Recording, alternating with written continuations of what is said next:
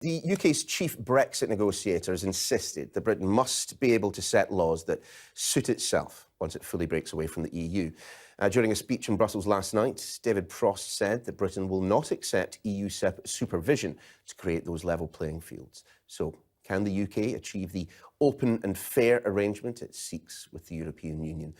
Joining me to discuss this, the former European Commission negotiator, Thomas Cole, Andrew MacDougall, the former Communications Director to the Canadian Prime Minister Stephen Harper during those 7 years of trade talks with the EU, and Georgina Wright is an EU expert at the Institute for Government specialising in trade negotiations. A panel very pertinent to today's discussion. Thank you all for being here.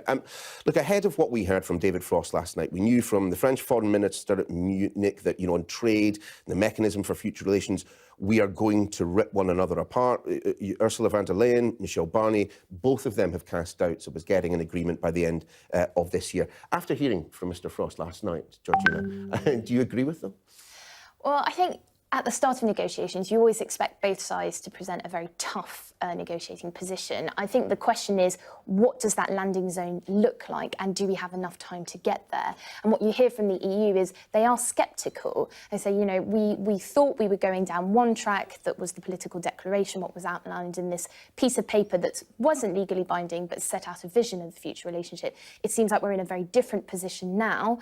When do negotiations start, and will we be able to manage and reach a deal by the end of the year? I mean, Thomas, if we were looking for a kind of a philosophical underpinning of the British position, that we got that last night. I mean, Frost saying, that the democratic consent of the British public would snap dramatically and finally if the UK continues to be tied to the European Union.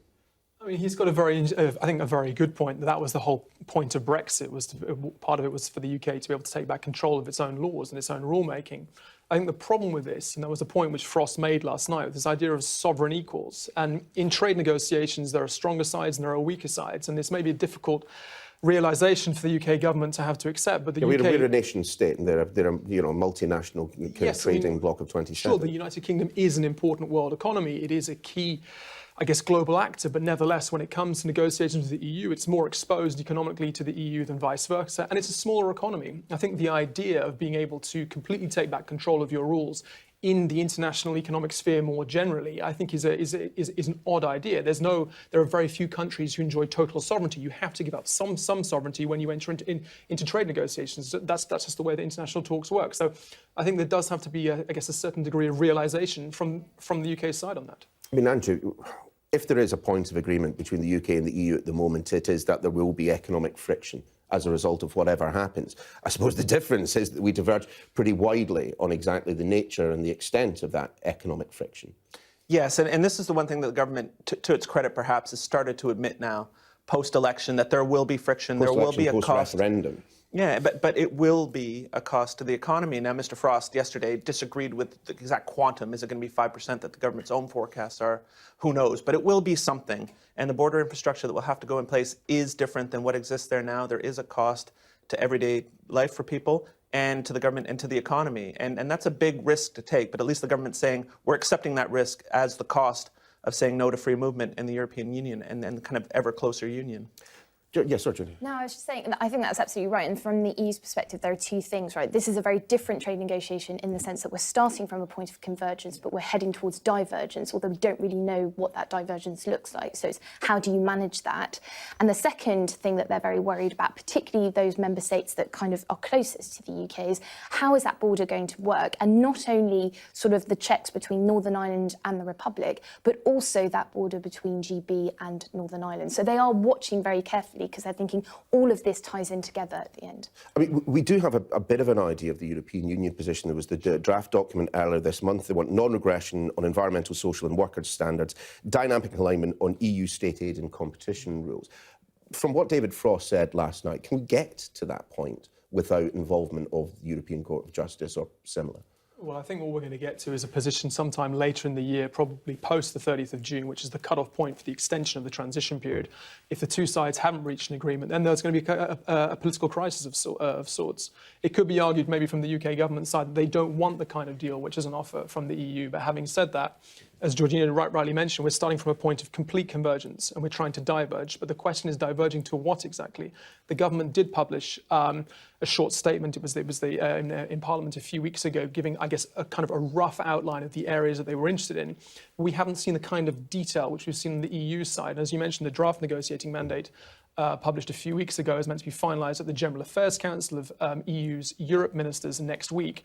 And then the talk should start in March. But it would be good, I think, for the public at large to be able to see from the UK's government, from the UK government side, what precisely is that they want to achieve, and a little bit more detail on that as well. But I'm not sure the government even knows that. And one of the worrying things when you look back to the Canadian experience with the EU is there was a lot of preparatory work that went into our negotiating position. You talk to every business group, every industry association, all the provincial governments to get them lined up and supportive of your negotiation.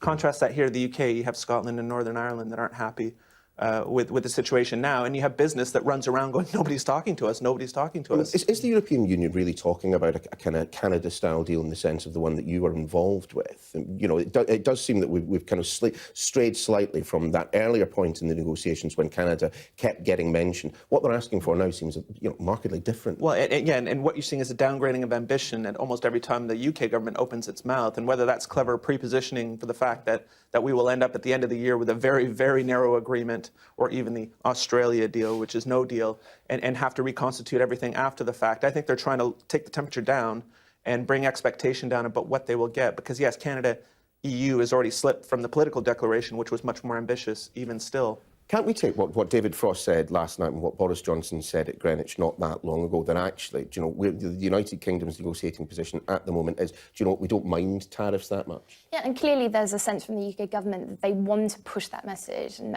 in the EU, which is we are absolutely serious. We are leaving. This is because we want to do things differently, and actually, it's not about sort of fundamentally changing EU rules.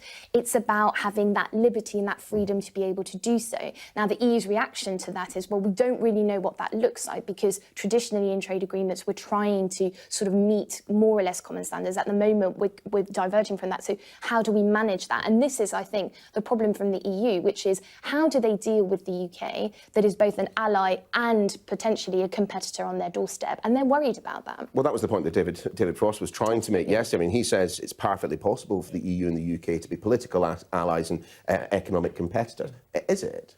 Well, I think when we look at the economics and the geography of all this, of all the major non-EU countries, which are European countries, so Switzerland, Norway, Ukraine, Turkey, in one form or another, they are tied into EU rules. Turkey in a customs union, Norway in the single market, Ukraine has an association agreement. There's the EU-Switzerland agreement as well. All of them are somehow tied into the EU because the EU is such a large global rule setter and is a big market, even without the United Kingdom. And I think from the UK's point of view, I think this is all a question of perception. If the UK does see itself, and the UK government sees itself as a complete sovereign equal to the European Union, or, for example, the United States, they're going to be in for a very, very hard wake-up call when the reality dawns that that's not the case. If you're more exposed to one side, unfortunately, you're in a weaker negotiating position. I think what the UK government has failed to do is fail to, A, do a charm offensive, and secondly, start looking for areas where there could be convergence, focusing on them to get a kind of positive atmosphere in the talks and taking things forward. So I think that's what they're missing. And if you look at David Frost's remarks, is the global temperature right now is not very pro-trade. You look at China, you look at the United States, they're going backwards on liberalizing trade. So the idea that Britain is going to be able to move the tide in any direction on its own, divorced from the European Union, which, whether you love it or hate it, has form negotiating around the world and setting standards across the world. I mean, Georgina, what did you make of the reference, though, in Frost's comments last night to the ability to set regulations for new sectors, new ideas, new conditions, that the gains don't necessarily have to come from divergence in existing areas? Yeah, and I think that was an important point, right? If you're going to leave and you're going to do things differently, you want to invest in those sectors that you think are going to be prosperous in the long term. But again, from the EU's perspective is, OK, well, that's fine, but then we want to make sure that if your companies that have in some way benefited from help from the state, and if they're exporting to our market, that they're not unfair, that's not an unfair balance between what your companies have been, the help that they've received and what they're producing and ours. But of course, that is the nature of trade. That's the nature of trade negotiations. The problem is do we have enough time to find a landing zone that is suitable to both sides? And I suspect that will be a question we will be asking ourselves all the way up to the end of the year. Georgina Wright, Andrew MacDougall, Thomas Cole, thank you so much for joining us. Really appreciate it. Thank you.